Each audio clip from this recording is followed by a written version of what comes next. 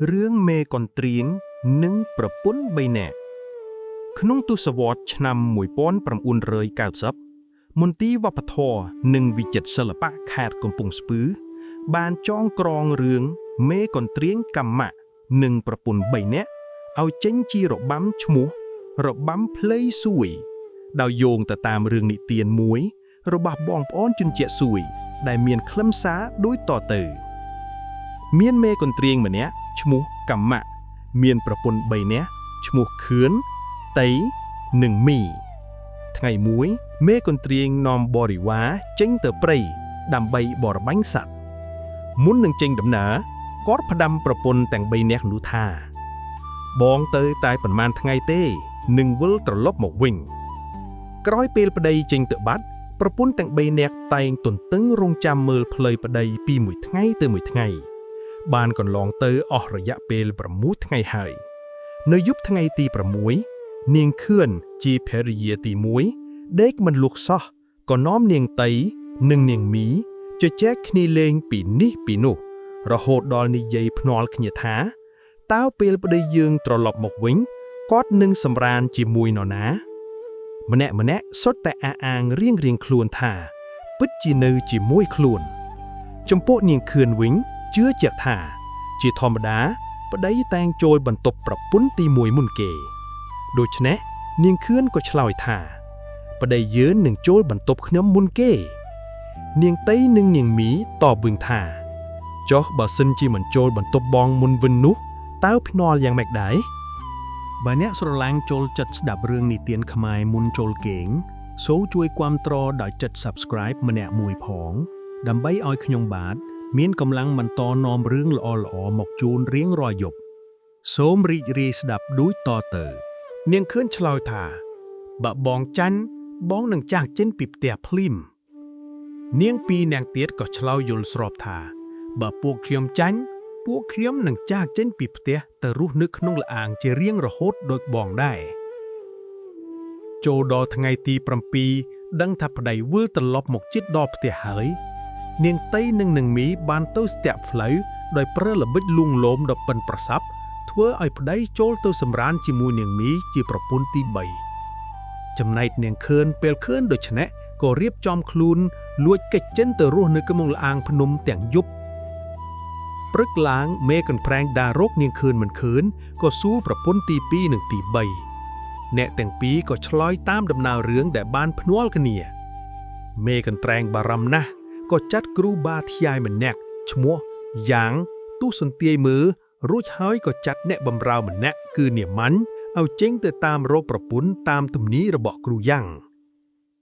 នាម៉ាន់ដារោគអត់7ថ្ងៃ7យប់នៅតែរកមិនឃើញដោយហេវហត់ពេកគាត់ក៏មកឈប់សម្រាកនៅមាត់ល្អាងមួយនៅទីនោះមានទេសភាពល្អណាស់មានទឹកហូរឬសូរពីរោះរណ្ដំជាមួយចំណងខ្យល់មានសត្វកន្លងយំរងឹមពុំនិងសត្វក្ងោកឈរពេនពួនបើកស្លាបដ៏ល្អត្រកាល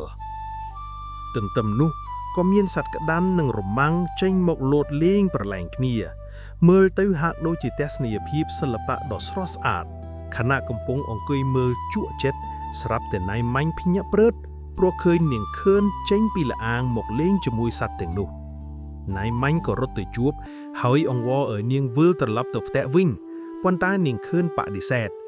គាត់ក៏ត្រឡប់ទៅប្រាប់មេកន្ទ្រៀងតាមដំណើររឿងដែលបានជួបកម្មៈក៏ចាត់ឲ្យគេធ្វើឧបករណ៍ភ្លេងលេងត្រាប់តាមសំឡេងសត្វហើយរៀបចំក្រុមរបាំរាំតាមសត្វក្ងោករមាំងនិងក្តាន់រួចនាំគ្នាទៅល្អាងភ្នំនោះសម្ដែងភ្លាមដោយឮសំឡេងដូចពេលមុននាងខឿនមានចិត្តសប្បាយរីករាយណាស់ក៏ចេញមកលេងជាមួយទៀតមួយសន្ទុះក្រោយមកទើបនាងដឹងថាពុំមែនជាសំឡេងធម្មជាតិពិតទេអ្នកទាំងអស់គ្នាក៏អង្វរឲ្យនាងវិលត្រឡប់ទៅផ្ទះវិញនាងក៏សុខចិត្តតែម្ចាស់ល្អាងចេញមកសួរកម្មៈថាបើនាងវិលទៅវិញតើឲ្យអ្វីទៅយើងកម្មៈឆ្លើយថាឲ្យអ្វីក៏បានដោយឲ្យតែនាងបានវិលទៅវិញពេលបានវិលទៅរស់នៅផ្ទះជួបជុំក្រុងសាបានសុខដុមរមនាគេក៏ភ្លេចពាក្យសន្យាជាមួយម្ចាស់ល្អាងថ្ងៃមួយ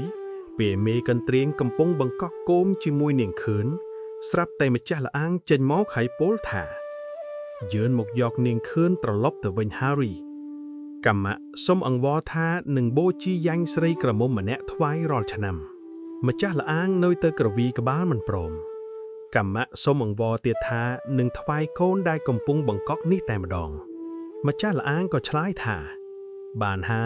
hai, dương mình chong ban ở váy bị anh thế. Cứ cho ngồi anh nì dây biết sạch chắc ở bàn.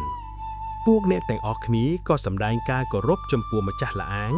ហើយនាំគ្នាគោរពបូជាយ័ន្តជារៀងរាល់ឆ្នាំក្រោយមកដោយពិបាករកមនុស្សបូជាគេក៏បដូរមកបូជាក្របីឃ្លាតជាតង្វាយបន្ទាប់មកទៀតដោយមានការខ្វះខាតគេបូជាត្រឹមតែមាន់ឆ្កាងនិងសម្ភារៈបន្តិចបន្តួចប៉ុណ្ណោះការគោរពបូជានេះបានក្លាយជាទំនៀមទម្លាប់របស់ជនជាតិសួយរហូតមកដល់សព្វថ្ងៃ ឧបករណ៍ភ្លេងភ្លុយក៏ចាប់ផ្ដើមមានតាំងពីពេលនោះមកដែរមុននឹងសម្ដែងរបាំសិល្បករទាំងអស់ត្រូវក្រាបសំពះបួងសួងច្រៀងបទយ៉ាង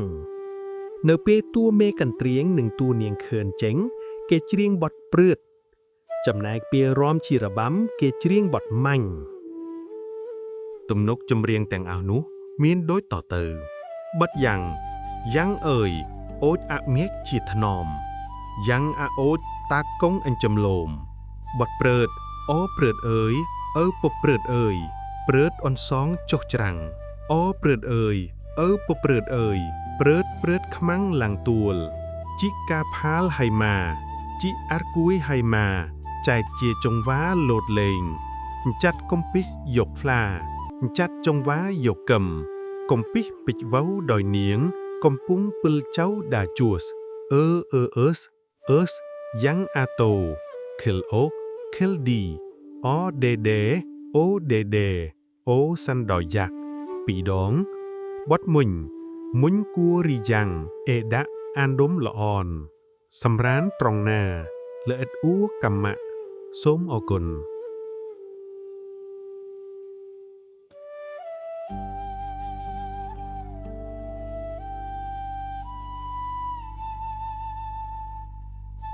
เรื่องตาเมียนรึดการปีแปลงนี้เมียนเยตาปีแนะพได้ประปนจีจนเชียดตุ่มปูนรัวนาขนงคุมยะล้อมสรักบันหลมแฮดรัตนกิรีตาชโมซาคละเยชโมโอนเมียนมุกระบอเพื่อจำกาทั้งไงมุยกอดน้อมคเนียตือจุมเรสมือในอายจำกาดำใบดำใส่นึ่งบนลายแสงเตียดเปลจุมเรสอาจหายกอดก็น้อมคเนียดำเสือนึ่งบรรลายแสงอย่างจรานปีเบตไงกรอยหมอกตาเตยจำกามุนยี่ดำใบจำคล้มมือสัตว์โลกเหมาะสีเสือได้เติบหนึ่งดำรุ่ยทำไมเปลนูตาบานดากัดตามเพลเบิงยะเล่มดันสถัดเนื้อจิตจำกาตามเพลนี้เมียนดามเชอดอกจรงจ้างปวดจุมวิงเบิงมาอย่างตีดเพลนี้ก็สมบูรณ์แต่ดาวสัตว์สหาวจิจรานตีดเนื้อตีนุขมิ้นมนุษย์นาเฮียนดาโจลเตยบรบันสัตว์ได้รูฟเนื้อตามเจไปเนื้อบังนู่เลยคือเมียนแต่เยตาปีเน็ตปะไดประปุนิเทได้เฮียนทัวจำกาเนื้อกบาดบังเยะเหล่าเนื้อเปลือยได้ตาทัวดำเนินหมกดอลหมอดบังสรับแต่ลือโซสำเลงอารอกระมมจีเนทาริซาไปเนื้อตีนุห้าวจุกทาหมกสีใบลือโดชเนาะตาก็ชบตำนังจำสดับมวยสันตุกรอยเมาตืบตะลือกระมุมอาระนู่นนี่เยธาตาซาคลาดเอ้ยบรรจุนี่เตอปลุกเขียมคอมเฮาถาวีมกซีใบวีใบชิมันโปรมกซีเวลือดุชเนาะเพียซาคลาใบชิชงอลโดยนี่เยแต่มันแห่งทายีจงแฮตไอก็กระมุมอาระนู่นี่เยลือคลังมาเลยบนตอบหมอกกดก็บนตอดำน้าตัวมุกเตียดระโหดดอกกุมโปดทมมวยได้เมียนดอกดามหรือไซมวยกุมโปดอย่างทมสรับแต่กวดลือสำเลงกราบกบกดชงอนนะก็นิยายติดท่าตาวที่สำเลงใส่เตอนอตัวบานเจ้าหมกกันกุมโปดนู้ก็เคยจุกเปรย์มวยตัวเคยให้ก่อนเลือกสนาหนึ่งดอกปรุนพี่บ่มปุงหรือใส่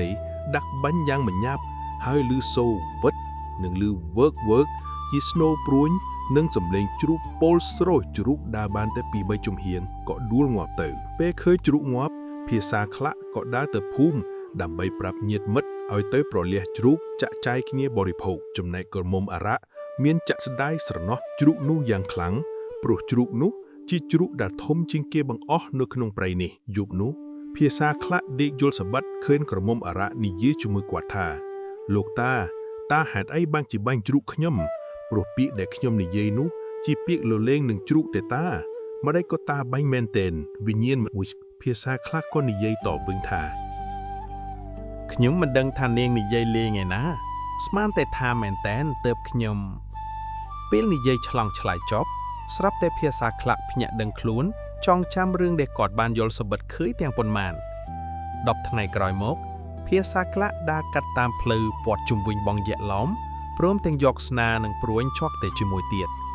កំពុងតែដើរបានមួយសន្ទុះស្រាប់តែឃើញក្រពើមួយក្បាលឡើងមកដេកលើគោកសម្ដិលហៅថ្ងៃចិត្តដៅពេញធំមួយដានដែលមានមេឃតូចចុះទៅក្នុងទឹកដោយយល់ហេតុការណ៍នេះភាសាខ្លះក៏លើកស្នាគងព្រួញបានបញ្ឆិតសត្វក្រពើដើម្បីទម្លាក់វាទៅក្នុងទឹកយកផ្លៃដើរទៅចំការរបស់គាត់ព្រោះតែគាត់មានឫទ្ធិដូច្នេះហើយទើបពួកអារៈនៅបឹងយៈឡោមទាំងអស់ខ្លាចគាត់ណាស់មិនមានអារៈណាមួយហ៊ានធ្វើទុកគាត់ឡើយរៀងរាល់ព្រលឹមសាងតាសាឡាក់តារិងដើរទៅចំការមុនប្រពន្ធគាត់ព្រឹកមួយពេលទៅដល់ចំការតាបានបង្កាត់ភ្លើងទុកជាមុនទើបយកស្នានិងព្រួញទៅរកបារោបាញ់សត្វកំបុកនៅតាមជាចំការរបស់គាត់ចំណែកយាយភូនជាភរិយាគាត់វិញពេលថ្ងៃរះខ្ពក់ផុតចុងឈើទើបរៀបចំម្ហូបអាហារបាយទឹកដាក់កផាយកទៅជូនប្តីចំការតែក្នុងថ្ងៃនោះពេលយាយទៅដល់ចំការមិនបានឃើញភាសាផ្លាក់នៅក្នុងខ្ទមទេឃើញតែភ្លើងដែលតាបានបង្កាត់ចោលតាំងពីពឹកពលឹមម្លេះមួយសន្ទុះក្រោយមកស្រាប់តែយាយឃើញដំរីធំមួយព្រមទាំងមានមនុស្សជិះនៅលើខ្នងវាធ្វើដំណើរតម្រង់មកកាន់ខ្ទមពេលមកដល់មុខខ្ទមដំរីក៏ឈប់ឯអ្នកជិះក៏ចុះមកនិយាយអង្វរយាយប្អូនថាលោកយាយនៅក្នុងភូមិខ្ញុំនេះមានអ្នកជំងឺឈឺជាទម្ងន់សូមមេត្តាអញ្ជើញទៅជួយស្ដោះភ្លុំបន្តិចផងមនុស្សនោះបិទនិយាយអង្វរលោកយាយយ៉ាងយូរទើបលោកយាយយល់ព្រមទៅតាមការអង្វរកនោះមនុស្សនោះក៏លើកលោកយាយដាក់លើដំរីរួចក៏បរដំរីចេញទៅលុះជិតដល់បឹងយៈឡោមអ្នកបរដំរីបាននិយាយថាលោកយាយសូមបិទភ្នែកមួយផ្លែតលោកយាយក៏ធ្វើតាមពាក្យបង្គាប់របស់គេមួយសន្ទុះពេលគាត់បែកភ្នែកវិញស្រាប់តែឃើញភូមិធំមួយមានមនុស្សរស់នៅយ៉ាងច្រើនកកកឯអ្នកបរដំរីក៏នាំលោកយាយទៅផ្ទះអ្នកជំងឺ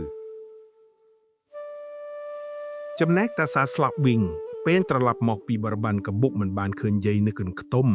តាឆ្ងល់ណាស់ព្រោះឃើញតែបាយតាក៏ដើរចេញពីខ្ទមដើម្បីរកប្រពន្ធក៏ប៉ុន្តែឃើញដានជើងដ៏វិធំគាត់មានការភ្ញាក់ផ្អើលក៏លាន់មកថាយីដំរីអ្នកណាដើរកាត់ចំការអោងជឹងតាក៏ដើរតាមដានជើងដំរីនោះតែមិនឃើញស្រូវរបស់គាត់ដួលដោយសារជើងដំរីទេផ្លូវដែលដំរីឆ្លងកាត់គឺត្រូវដើរកាត់ស្រែរបស់គាត់ដែលមានស្រូវទើបដុះបានត្រឹមស្មងជើងប៉ុន្តែគាត់មិនឃើញស្រូវដួលសូម្បីតែមួយកំពុំក៏គ្មានដែរភាសាខ្លោកចេះតែឆ្ងល់ហើយក៏ចេះតែដើរតាមដានជើងដំរីនោះរហូតដល់មាត់បងយៈឡោមក៏ឃើញដានជើងដំរីនោះចូលទៅក្នុងទឹកគាត់បានឈប់ហើយឈរសេញជើងគិតនៅមាត់ទឹកយ៉ាងយូរតែពុំឃើញដំរីនោះងើបចេញពីទឹកវិញសោះប៉ុន្តែបែរជាឮសូរសំឡេងគេតេស្កូនិងឮសម្រាយប្រពន្ធរបស់គាត់ដែលកំពុងអារក្សសន្ធិដ្ឋនៅក្នុងទឹកនោះទៅវិញគាត់នឹកគិតក្នុងចិត្តថាច្បាស់ជាពួកអ្នកជីដំរីនោះហើយដែលនាំប្រពន្ធរបស់អាំទៅគាត់ក៏នៅឈរចាំរហូតទល់ដល់ថ្ងៃរសៀលក៏នៅតែពុំឃើញចេញមកវិញសោះពេលនោះគាត់ក៏ស្រែកហៅខ្លាំងថា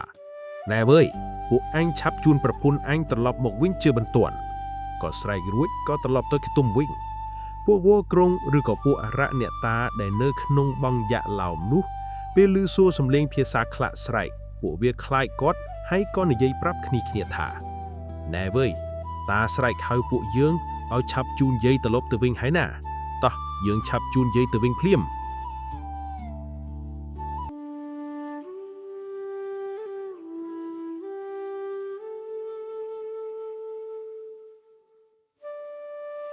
រឿងកូនកំព្រាកាលពីព្រៃណីមានគ្រួសារមួយមានកូនស្រីម្នាក់និងកូនប្រុសម្នាក់ រស់នៅដោយជីវភាពក្រីក្រខ្លាំងណាស់ឪពុកម្ដាយយល់ឃើញថាកូនទាំងពីរជាបន្ទុកហើយក៏នាំពួកគេទៅទម្លាក់ក្នុងអណ្ដូងប៉ុន្តែកូនទាំងពីរមិនស្លាប់ទេអាចប្រឹងប្រទងឡើងមកលើដីវិញបានពួកគេខឹងឪពុកម្ដាយយ៉ាងខ្លាំងមិនព្រមវិលត្រឡប់ទៅផ្ទះវិញហើយនាំគ្នាទៅរស់នៅក្នុងព្រៃតែពីរនាក់ថ្ងៃមួយពួកគេអស់អំបិលបរិភោគបងប្រុសសម្រេចចិត្តចេញពីខ្ទមទៅទីក្រុងរកការងារធ្វើដើម្បីរកប្រាក់ទិញអំបិលនៅពេលបងប្រុសចេញទៅភ្លើងក្នុងខ្ទមក៏រលត់ដោយសារតែរងាខ្លាំងប្អូនស្រីក៏ដាច់ចិត្តចេញទៅរកអ៊ុសមកបង្កាត់ភ្លើងពេលដើររករកក្នុងព្រៃនាងបានឃើញភ្លៀងនៅក្នុងជម្រកសត្វខ្លាពេលនោះមេនិងបាខ្លាមិននៅទុកសល់តែកូនខ្លាមួយប៉ុណ្ណោះដោយគិតថាកូនខ្លាមិនអាចធ្វើអីបាននាងក៏ទៅបោចវិលយកមកចងមាត់កូនខ្លាព្រោះខ្លាចវានិយាយប្រាប់មេបារបស់វាបន្ទាប់មកនាងយកដុំភ្លើងមួយត្រឡប់មកខ្ទមវិញពេលមេនិងបាខ្លាវិលមកជម្រកហារីស្រែកហៅកូនខ្លាមិនអាចឆ្លើយបានគ្រាន់តែហឹមតបប៉ុណ្ណោះមេបាខ្លាសង្ស័យ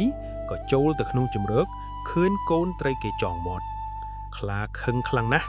ស្រាយមាត់កូនហើយសួរពីមូលហេតុកូនខ្លាបានរាយរាប់តាមដំណើររឿងបាខ្លាបានឮហើយក៏ចេញទៅតាមរកនាងស្រីដើម្បីសងសឹក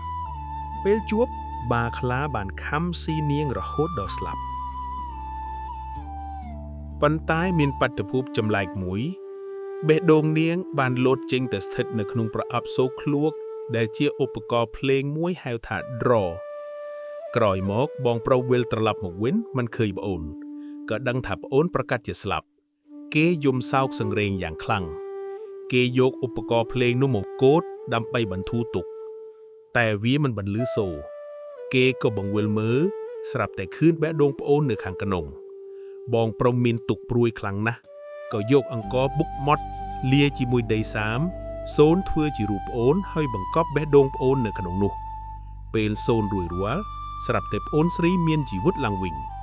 បងប្រុសសួរមូលហេតុប្អូនក៏រាយរាប់រឿងរ៉ាវទាំងអស់បងប្រុសខឹងបាខ្លាខ្លាំងណាស់ក៏គិតផែនការសងសឹកគេឲ្យប្អូនទៅហៅបាខ្លាមកលេងផ្ទះបាខ្លាសង្ស័យថាហេតុអ្វីនាងនៅរស់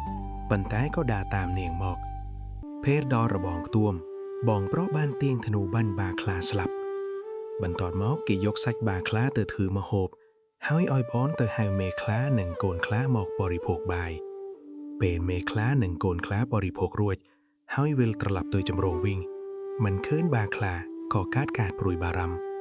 ពេលនោះមានសត្វស្លាបមួយឈ្មោះជៀបបូតូកមកស្រីប្រាប់ថាឯងទាំងពីរបានស៊ីសាច់ប្តីនិងឪពុករបស់ឯងហើយមេខ្លានិងកូនខ្លាមានទុក្ខសោកខ្លាំងណាស់ក៏នាំគ្នាបង្កោអណ្ដាតរបស់ខ្លួនយ៉ាងខ្លាំងមេរៀនអប់រំ 1. កំហឹងនាំឲ្យកើតវិនាសកម្មមេខ្លានិងបាខ្លាធ្វើសកម្មភាពដោយកំហឹងដោយមិនគិតពិចារណាទើបនាំឲ្យខ្លួនឯងនិងគ្រួសារទទួលទុក្ខវេទនាកំហឹងអាចធ្វើឲ្យយើងបាត់បង់អ្វីៗដែលមានតម្លៃបំផុត 2. ការសងសឹកមិននាំមកនូវសេចក្តីសុខពិតប្រាកដបងប្រុសសងសឹកដោយសម្លាប់បាខ្លាប៉ុន្តែចុងក្រោយទាំងអស់គ្នាទទួលបានតែទុក្ខនិងការបាត់បង់ការសងសឹកបង្កើតតែវដ្តដែលការឈឺចាប់មិនចប់ 3. បងប្អូនត្រូវចេះស្រឡាញ់និងការពារគ្នាទោះបីជាជួបវិបត្តិយ៉ាងណាក៏ដោយបងប្រុសមិនបោះបង់ប្អូនស្រីសេចក្តីស្រឡាញ់និងភាពស្មោះត្រង់ក្នុងគ្រួសារមានអំណាចអាចឲ្យជីវិតកើតឡើងវិញបាន 4. ការគិតមិនទូលំទូលាយនាំឲ្យមានវិបត្តិធំប្អូនស្រីចង់មាត់កូនខ្លាដោយគិតថាជារឿងតូចប៉ុន្តែសកម្មភាពតូចមួយអាចបង្កឲ្យមានផលវិបាកធំ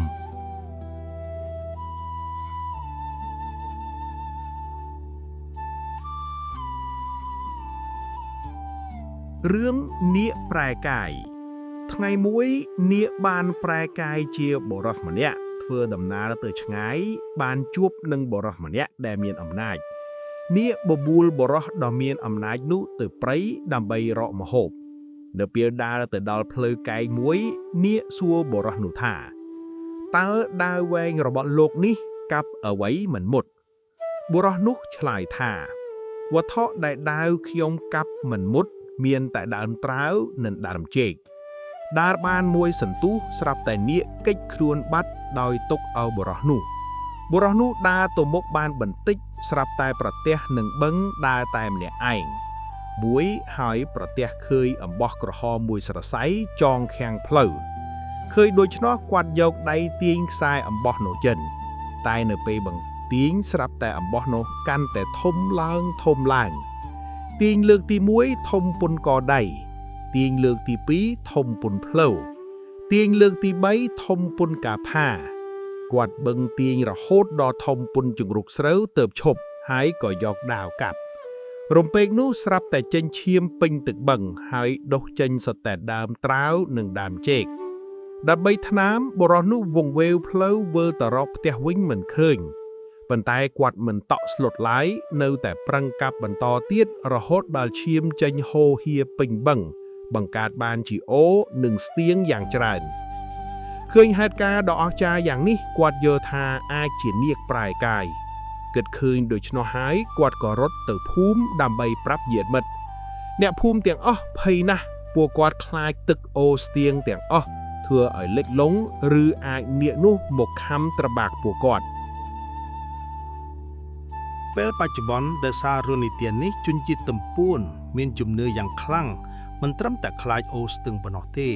សូម្បីតែធ្លុកទឹកហៅតែចប់ក៏គេតែងណែនាំកូនចៅឲ្យមានការប្រុងប្រយ័ត្នកុំចេះតែហ៊ានទៅជិតអូរស្ទឹងច្រឹបធំដែរបើមិនដែលស្គាល់ប្រភពច្បាស់លាស់ព្រោះខ្លាចក្រែងមាននាគប្រែកាឡាខ្លួនមកធ្វើទុកបុកម្នេញ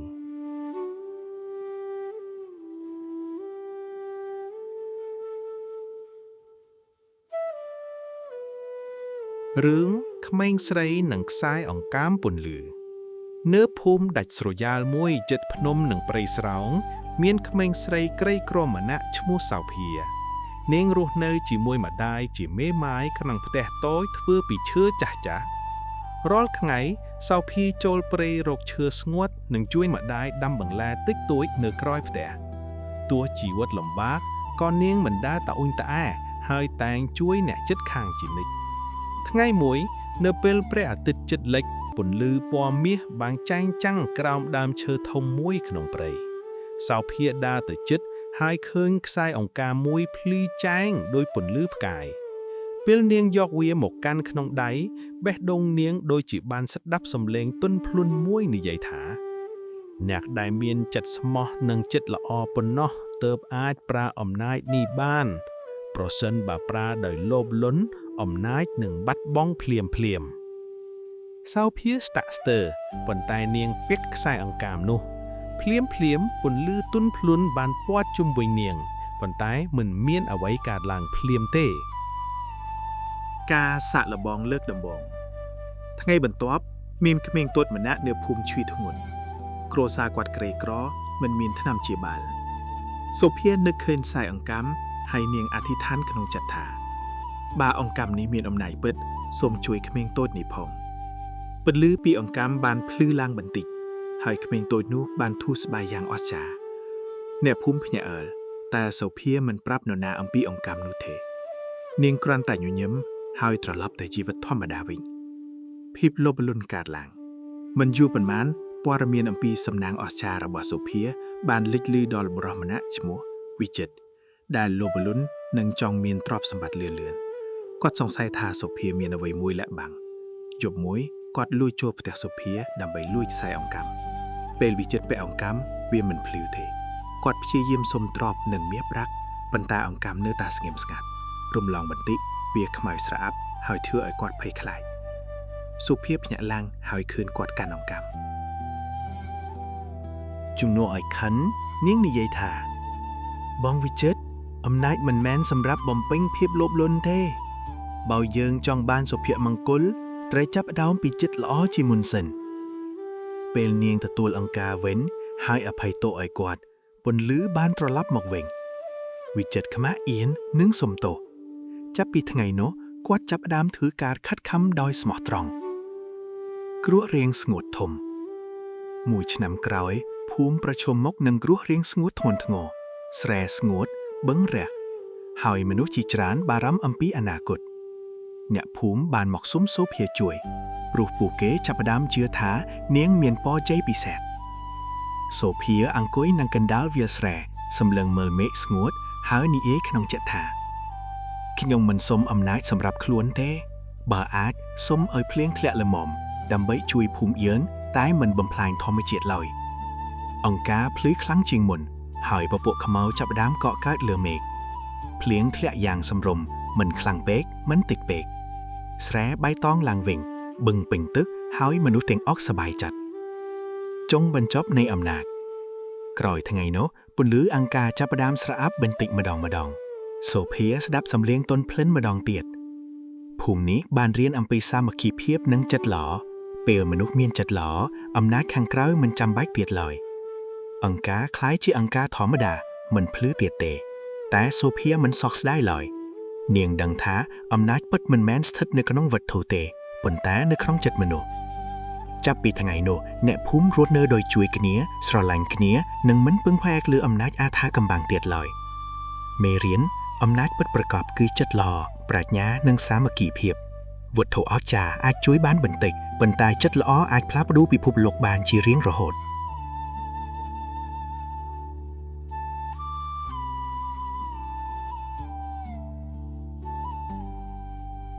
រឿងព្រៃស្ងប់ស្ងាត់និងសំឡេងអាតកំបាំង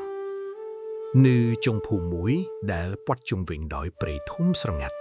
មានព្រៃមួយដែលអ្នកភូមិហៅថាព្រៃស្ងប់ស្ងាត់ពេលថ្ងៃវាហាក់ដូចជាស្ងប់ស្ងាត់ស្រស់ស្ងាត់ប៉ុន្តែពេលយប់វិញសំឡេងចម្លែកមួយតែងតែឡើងពីជម្រៅព្រៃសំឡេងនោះដូចជាការរអ៊ូទឹកបន្លឺរលឹមនិងពេលខ្លះដូចជាសំឡេងស្រែកទន់ធ្វើឲ្យអ្នកភូមិភ័យខ្លាចមនុស្សចាស់ខ្លះនិយាយថាព្រៃមានវិញ្ញាណអាក្រក់ក្មេងៗមិនហ៊ានចូលព្រៃទៀតឡើយសូម្បីតែអ្នកធំក៏ជៀសវាងដើរឆ្លងព្រៃពេលល្ងាចក្នុងភូមិនោះមានក្មេងប្រុសម្នាក់ឈ្មោះតារាគាត់ជាមនុស្សចូលចិត្តស្វែងរកការពិតនិងមិនងាយជឿពាក្យចចាមអារាមរាល់ជប់ពេលសំឡេងចម្លែកឡើងតារាមិនត្រឹមតែភ័យទេប៉ុន្តែគាត់សួរខ្លួនឯងថាបើវាជាអ្វីពិតហេតុអ្វីយើងមិនស្វែងរកការសម្រេចចិត្តចូលព្រៃយប់មួយព្រះច័ន្ទពេញវងភ្លឺចែងតារាប្រាប់ម្ដាយថាគាត់ចង់ទៅមើលព្រៃម្ដាយព្រួយបារម្ភប៉ុន្តែក៏ជឿចិត្តលើការប្រុងប្រយ័ត្នរបស់កូនតារាកាន់ភ្លើងជង្គៀងនិងឈើមួយដុំដើរចូលទៅក្នុងព្រៃដែលមនុស្សទាំងអស់កំពុងខ្លាចពេលគាត់ដើរចូលជ្រៅសំឡេងចម្លែកកាន់តែច្បាស់វាដូចជាការរអ៊ូពីលើដើមឈើនិងសំឡេងខ្យល់បក់ឆក់តារាដើរតាមសំឡេងនោះរហូតដល់ដើមឈើធំចាស់មួយដែលខ្លួនវាត្រូវខ្យល់បក់ឲ្យប៉ះគ្នាជាមួយមែកឈើផ្សេងពេលខ្យល់បក់ខ្លាំងមែកឈើក៏គិតគ្នាបង្ក្រាបសំឡេងដោយសូរស្រែកនៅលើដើមឈើនោះមានសត្វបក្សីធ្វើសម្បុកជាច្រើនពេលវាហក់ចេញឬចូលសម្បុកស្លាបវាប៉ះមែកឈើបង្ក្រាបសំឡេងបន្ថែមតារាដឹងភ្លាមថាសំឡេងដែលអ្នកភូមិខ្លាចគឺមកពីធម្មជាតិប៉ុណ្ណោះមិនមែនអ្វីអាត់កំបាំងឡើយការពិតមួយផ្សេងទៀតតារាត្រឡប់ទៅប្រាប់អ្នកភូមិមនុស្សខ្លះជឿប៉ុន្តែមនុស្សខ្លះនៅតែសង្ស័យប៉ុន្មានសប្តាហ៍ក្រោយសំឡេងចម្លែកមុខវិញប៉ុន្តែខ្លាំងនិងរញ្ជួយជាងមុនលើកនេះវាមិនដូចសំឡេងខ្យល់ទេប៉ុន្តែដូចជាសំឡេងឈើដួលនិងសត្វរត់ភ័យខ្លាចតារាសម្រេចចិត្តចូលព្រៃម្ដងទៀតជាមួយមិត្តភ័ក្តិពីរនាក់ពេលពួកគេចូលទៅជ្រៅពួកគេឃើញពន្លឺភ្លើងពីចង្គៀងនិងសំឡេងកាប់ឈើមានក្រុមមនុស្សមួយកំពុងកាប់ឈើខុសច្បាប់បំផ្លាញព្រៃស្ងប់ស្ងាត់នោះសត្វព្រៃរត់ចេញដោយភ័យខ្លាចនេះហើយជាសំឡេងដែលអ្នកភូមិបានឮព្រៃមិនមានវិញ្ញាណអាក្រក់ទេប៉ុន្តែកំពុងស្រែកព្រោះវាត្រូវបំផ្លាញការរួមគ្នាការពារតារាត្រឡប់ទៅភូមិហើយប្រាប់មេភូមិនិងប្រជាជនទាំងអស់លើកនេះអ្នកភូមិមិនអង្គុយភ័យទៀតទេពួកគេរួមគ្នាទៅរាយការណ៍អាជ្ញាធរនិងទប់ស្កាត់ការកាប់ឈើក្រោយពេលក្រុមអ្នកកាប់ឈើត្រូវចាប់ខ្លួនព្រៃចាប់ផ្ដើមស្ងប់ស្ងាត់វិញសំឡេងនៅពេលយប់នៅតែមានសំឡេងខ្យល់សំឡេងបក្សីសំឡេងសត្វប៉ុន្តែវាមិនមែនជាសំឡេងគួរភ័យទៀតឡើយវាជាសំឡេងធម្មជាតិដែលប្រាប់ថាព្រៃនៅរស់អ្នកភូមិបានរៀនថាភាពភ័យខ្លាចកើតពីការមិនដឹងការពិតបើពួកគេមិនស្វែងរក ก็เปรย์นึงเตยบ่มพลานโดยគ្មាននរណាដឹងតារាคล้ายជាគំរូសម្រាប់ក្មេងៗក្នុងភូមិគាត់បង្ហាញថាការសួរចំពោះអ្វីដែលយើងខ្លាចជាជំហានដំបូងក្នុងការពីអនាគតមេរៀនកុំឆាប់ជឿពាក្យចចាមអារាមមុនពេលស្វែងរកការពិតភាពក្លាហាននិងការរួមគ្នាអាចការពារអ្វីដែលមានតម្លៃបំផុតធម្មជាតិនិងសហគមន៍របស់យើងបាទអ្នកចូលចិត្តរឿងនិទាននេះសូមចុច like comment មេរៀនតែអ្នកបានរៀននិង subscribe ដើម្បីស្ដាប់រឿងថ្មីៗបន្តទៀតជួបគ្នាវីដេអូក្រោយសូមអរគុណ